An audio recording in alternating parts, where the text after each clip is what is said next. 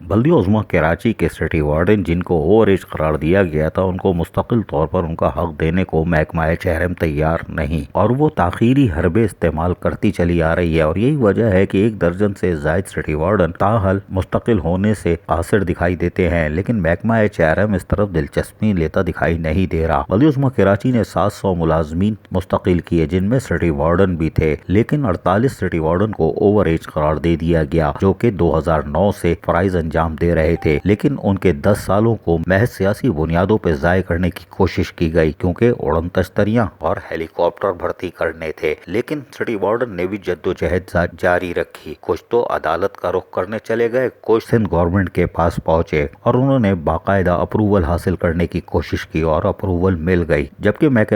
جبکہ محکمہ چہرم نے سندھ حکومت سے رابطہ کیا اور ویریفیکیشن کی، جس پر سندھ حکومت نے ویریفائی کر دیا کہ یہ ملازمین مستحق ہیں اور ان کا حق ادا کیا جائے۔ سندھ گورنمنٹ سٹی وارڈن کے 10 سالوں کو ضائع ہونے سے بچانے کی کوشش کر رہی تھی، لیکن محکمہ چہرم بلدیہ عظمیٰ کراچی ٹال مٹولی سے کام لے رہا تھا، جبکہ وقفے سے سٹی وارڈن سندھ گورنمنٹ سے اپروول لاتے رہے، لیکن اب 1 درجن سے زائد سٹی وارڈن ایسے رہ گئے ہیں جن کو مستقل نہیں کیا جا رہا، اور اگر ان کو کیا بھی جا رہا ہے تو ان پہ دوہری تلوار ہے کیونکہ ان کو ان کی تعلیمی قابلیت کو نظر انداز کیا جا رہا ہے اور 7 گریڈ دینے کی آفر کی جا رہی ہے، جبکہ من پسند اور سیاسی سفارشوں والوں کو 11 سے 14 گریڈ دینے کا عمل جاری ہے، اور خوبصورتی یہ ہے کہ ان کے لیٹر بھی غائب کر دیے جاتے ہیں۔ بلدیہ عظمیٰ کراچی ہیلی کاپٹر اور اڑن تشتریاں اڑانے کو تیار دکھائی دیتی ہے، لیکن سندھ حکومت کی طرف سے اپروول آنے کے بعد محکمہ چہرم نہ جانے کیوں ان 1 درجن سے زائد سٹی وارڈن کو مستقل کرنے میں